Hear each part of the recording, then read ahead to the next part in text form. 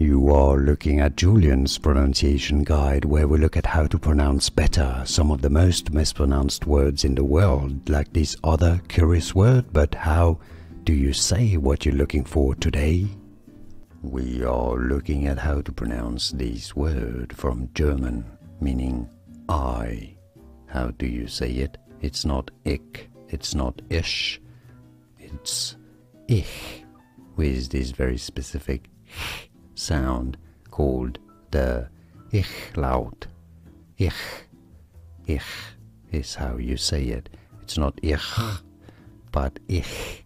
It's a bit like a hissing cat. Ich. And now you know.